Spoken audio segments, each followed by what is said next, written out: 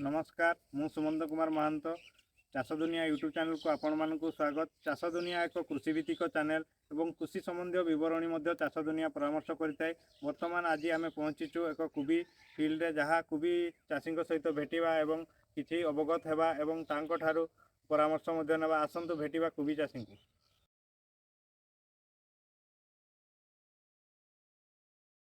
चाषी भाई सहित परिचय हेबा एवं कुबी चाष विषय तार परामर्श नेबा एवं तांको केमती लाभवान होउचंती, केते टका से वर्षिकी इनकम करूचंती एवं कुबी चारा केमती पकांती एवं कुबी रे केते परिमाण सार दिया जाए एवं केते दिन रे कुबी फुटी थाए एवं कुबी रो बाजार चाहिदा को कुबी केमती रही थाए ता विषय चाषी भाई ठारू परामर्श नेबा एवं तांको भेटेबा। एवं चाषी भाई को चाषी भाई नमस्कार। नमस्कार। आपनकर नाडा ऋषिकेश महांत।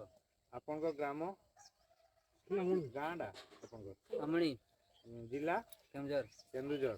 आपन केते वर्ष हलानी कुबी चाष करचंती? 25-30 वर्ष होला। 25-30 वर्ष आपनकर हे गलानी कुबी चाष करचंती? 30 वर्ष होई माने 2000 मसिया पूर्वरु कुबी चाष करचंती? छोट बड़ करछि। हां छोट बड़ करचंती।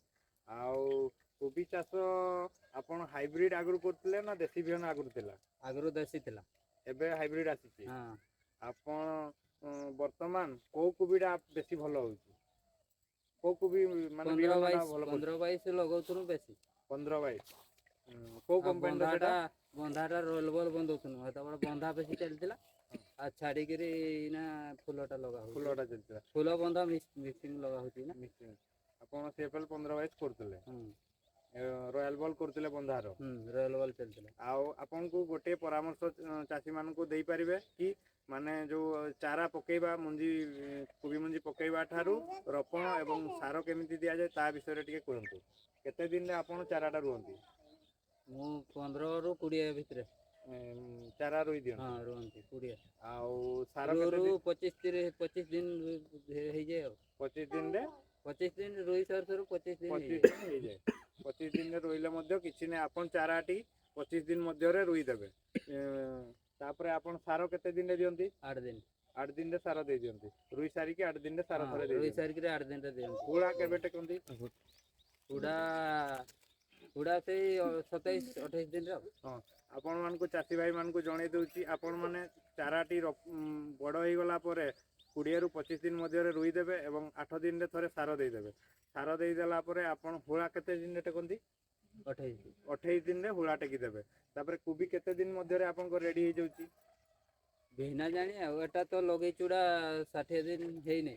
ओहो माने विभिन्न वैरायटी रो कुबी रहउची। 60 दिन रो कुबी मध्य रहउची, 70 दिन रो कुबी रहउची, 80 दिन रे।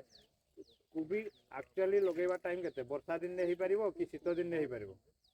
वर्षा दिन रे भी हबो, शीत दिन रे भी। शीत दिन रे हबो। को दिन रे भलो कुबी हे थाए? शीत दिन रे बेस भलो हे। वर्षा दिन रे टिके वर्षा खाइ दिया। हां 25 वर्ष हलाणी आपन कुबी चाष करलेनी। कुबी चाष रे लाभ एक्चुअली रे अछि कि नै? चासी भाई मान को कहंतु।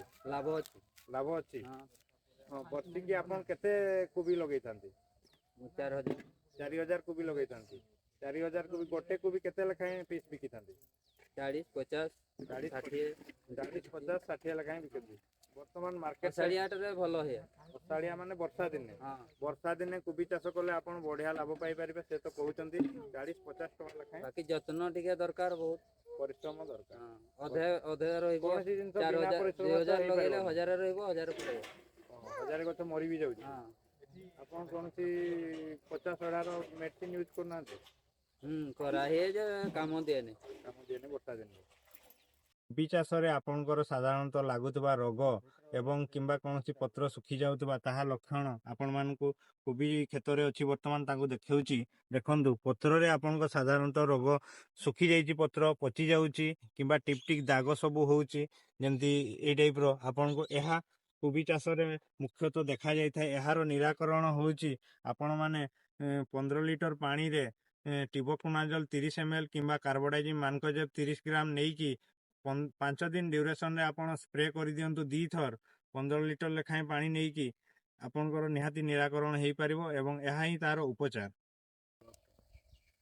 वर्तमान आमे चासी भाई ठारू पचारि बुझीबा वार्षिक केते लाभ करचंती एवं ସାର କିମ୍ବା କୌଣସି ରାସାୟନିକ ଔଷଧ କିମ୍ବା ଅର୍ଗାନିକ ଔଷଧ ଯାହା ବି ବ୍ୟବହାର କରୁଛନ୍ତି ତା ବିଷୟରେ କେତେ ଖର୍ଚ୍ଚ ହେଉଛି ଏବଂ ତାଙ୍କର ପାରିଶ୍ରମିକ କେତେ ଖର୍ଚ୍ଚ ହେଉଛି ତା ବିଷୟରେ ବୁଝିବା।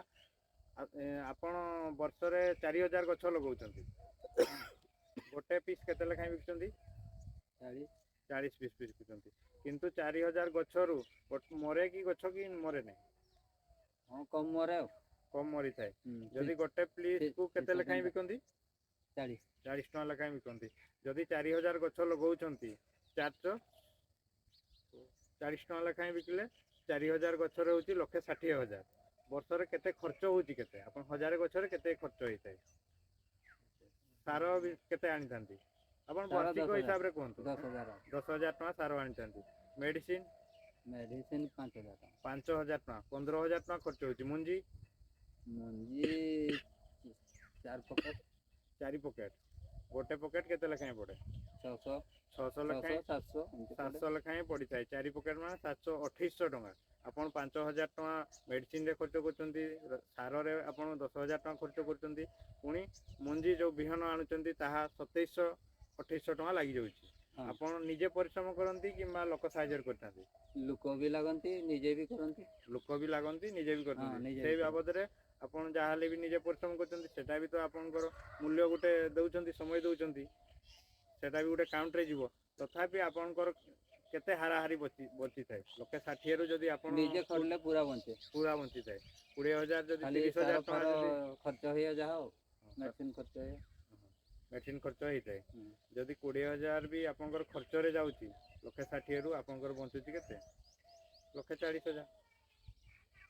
ପଇସା କିଛି ରଖିପାରୁଛନ୍ତି କି ନାହିଁ? ପଇସା ଆଉ ରହୁଛି? ପଇସା ରହୁନି। ପଇସା ରହୁନି। କ'ଣ ପାଇଁ? ପଇସା ଏଡ଼ୁ ଆସୁଛି, ସେଡ଼ୁ ଖର୍ଚ୍ଚ ଅଛି ଆଉ। ଖର୍ଚ୍ଚ ମଧ୍ୟ କରୁଛନ୍ତି। ସେଭିଙ୍ଗସ୍ ବି କରିପାରୁଛନ୍ତି କି ନାହିଁ? ମାନେ ବ୍ୟାଙ୍କ ଖାତାରେ କିଛି ରଖୁଛନ୍ତି କି ନାହିଁ? ହଁ ସେମିତି 5, 10, 20 ରଖି ହୁଏ ଆଉ, ସବୁ ଆଉ ରଖି ହୁଏ। ହଁ, ଖର୍ଚ୍ଚଟା ତ କୋଉଠୁ ମେଟେନି, ଏଇ ଚାଷରୁ ହିଁ ଆମର ମେଟେନ ଆଉ। ହଁ, ହଉ ଠିକ୍ ଅଛି। ବର୍ତ୍ତମାନ ଆଉ ଜଣେ ଚାଷୀ ଭାଇଙ୍କ ସହିତ କଥା ହେବା ଏବଂ ତାଙ୍କଠାରୁ ପରାମର୍ଶ ନେବା। ବର୍ତ୍ତମାନ କିଛି ମହିଳା ଚାଷୀ ମଧ୍ୟ ଆମ ଗହଣରେ ଅଛନ୍ତି, ତାଙ୍କ ସହିତ କଥା ହେବା ଏବଂ ତାଙ୍କଠାରୁ କିଛି ପରାମର୍ଶ ନେବା ଏବଂ ତାଙ୍କ କେମିତି ଲାଭବାନ ହେଉଛନ୍ତି କି ନାହିଁ, ସକ୍ଷମଶୀଳ ନିଜେ ହେଇପାରୁଛନ୍ତି କି ନାହିଁ, ନିଜର ଜୀବିକା ନିର୍ବାହ କରିପାରୁଛନ୍ତି କି ନାହିଁ କୋବି ଚାଷ କରିକି, ତାହା କଥା ହେବା। ଆସନ୍ତୁ ଚାଷୀ ମହିଳା ଚାଷୀଙ୍କ ସହିତ ଭେଟ ହେବା। ନମସ୍କାର ମ୍ୟାଡ଼ାମ୍। ଆଉ ଆପଣଙ୍କ ନାଁଟା? ଆପଣଙ୍କ ନାଁ ପ୍ରଥମେ କହିଦିଅନ୍ତୁ। ଭାରତୀ ମହାନ୍ତ। ଆଉ ଆପଣଙ୍କ ନାଁଟା? ଲିଲିରାଣୀ ମହାନ୍ତ। କୋବି ଚାଷ କେତେ ବର୍ଷ ହେଲାଣି ଆପଣ କରୁଛନ୍ତି? ଶ୍ୱଶୁର ଘରକୁ ଆସିଲା ପରେ, ଟିକେ ଜୋର ପାଟିରେ କୁହନ୍ତୁ। ବାପ ଘରେ କୋବି ଚାଷ ହୁଏ ନାହିଁ, ଶ୍ୱଶୁର ଘରକୁ ଆସିଲା ପରେ କରୁଛନ୍ତି। ଆଉ କୋବି ଚାଷ, ଆପଣଙ୍କ ତ କୋବି ବହୁତ ସୁନ୍ଦର ହେଇଛି ଦେଖୁଛୁ। ଆପଣଙ୍କ ସ୍ୱାମୀ ସାହାଯ୍ୟ କରନ୍ତି ନା ଆପଣ ନିଜେ ହିଁ କୋବି ଚାଷ କରନ୍ତି? ଆଉ କେତେ ବର୍ଷିକି କେତେ କୋବି ଲଗେଇଥାନ୍ତି? 4,000 ଗଛ। 4,000 କୋବି ଗଛ ଲଗାଉଛନ୍ତି ବର୍ଷିକ। ଆଉ ଜଣେ ଚାଷୀଙ୍କ ସହିତ ମଧ୍ୟ କଥା ହେଉଥିଲୁ, ସେ ମଧ୍ୟ 4,000 ଗଛ ଲଗାଉଛନ୍ତି। ଆପଣଙ୍କ ଘର ପାଖ ଲୋକ ବୋଧେ। ମହିଳାମାନଙ୍କୁ କ'ଣ ପରାମର୍ଶ ଦେବେ ଏବଂ ମହିଳା ଚାଷୀ ଯେଉଁ ଦେଖୁଥିବେ, ଆମର ଦର୍ଶକ ଯିଏ ମହିଳା ଚାଷୀ ଥିବେ, ତାଙ୍କୁ ଆପଣଙ୍କ ଠାରୁ କିଛି ପ୍ରେରଣା ମିଳିବ କୋବି ଚାଷ ବିଷୟରେ ଏବଂ ସେମାନେ ମଧ୍ୟ ନିଜର ଜୀବିକା କେମିତି ପ୍ରତିପୋଷଣ କରିପାରିବେ। ବର୍ତ୍ତମାନ ତ ଚାଷୀ ହିଁ ଦାନା ଯୋଗାଉଛନ୍ତି ଏବଂ ଚାଷୀ ଯଦି ଲାଭବାନ ନ ହୋଇପାରିଲେ, ସେ ଚାଷ ନ କଲେ ସମାଜକୁ ଖାଦ୍ୟ ମିଳିବ ନାହିଁ। ଲୋକ ସଂଖ୍ୟା ବଢ଼ି ଚାଲିଛି କିନ୍ତୁ ଜମି ସଂଖ୍ୟା ତ କମି ଚାଲିଛି। ତା ହେତୁ ଆପଣମାନେ ସେଇ ମହିଳା ଚାଷୀ କିମ୍ବା ଯେଉଁ ଦର୍ଶକ ବନ୍ଧୁ ଆମ ୟୁଟ୍ୟୁବ୍ ଚ୍ୟାନେଲକୁ ଦେଖୁଛନ୍ତି, ସେମାନଙ୍କୁ କ'ଣ ପରାମର୍ଶ ଦେବେ କୋବି ଚାଷ ଉପରେ କୁହନ୍ତୁ?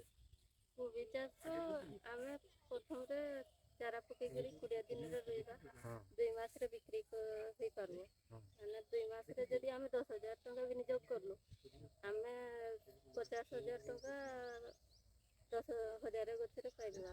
40,000ରୁ 50,000 ଭିତରେ ରହିବ ଆଉ। 50,000 ଭିତରେ ରହିବ ଆଉ। ଯଦି ତୁମ ସ୍ୱାମୀ ବି ସାହାଯ୍ୟ ନ କରିବ, ହେଲେ ବି ତୁମେ ଚାଷ କରି ନିଜ ଇନକମ୍ କରିପାରିବ ଆଉ। ଘରେ ବାଡ଼ିଟେ ଅଛି, ପୁଅ ଥିବ। ହଉ ଠିକ୍ ଅଛି। ଆପଣମାନଙ୍କୁ ବହୁତ ବହୁତ ଧନ୍ୟବାଦ। ଆପଣ ଯେଉଁ କୋବିଟା ଦେଖାଉଛନ୍ତି ଟିକେ ଦେଖେଇଦେବା କୋବିଟା। କୋବିଟା ତ ବହୁତ ସୁନ୍ଦର ହେଇଛି ଦେଖନ୍ତୁ କୋବି ଏଇ ସାଇଜ୍ର ସବୁ ତାଙ୍କର କୋବି ହେଉଛି ବହୁତ ସୁନ୍ଦର କୋବି ଏବଂ ସେ କେତେ ଦିନରେ କୋବିଟା ରେଡ଼ି ହେଇଛି 60 ଦିନରେ ଚାଷୀ ଭାଇମାନଙ୍କୁ ବହୁତ ସାରା ପରାମର୍ଶ ଦେଲେ ଏବଂ ମହିଳାମାନଙ୍କୁ ମଧ୍ୟ ସେମାନେ କିଛି ସଶକ୍ତିକରଣ ହେବା ପାଇଁ ପରାମର୍ଶ ଦେଇଥିଲେ ଧନ୍ୟବାଦ ଆପଣମାନେ ଆମ ୟୁଟ୍ୟୁବ୍ ଚ୍ୟାନେଲକୁ ଆସିଥିବାରୁ।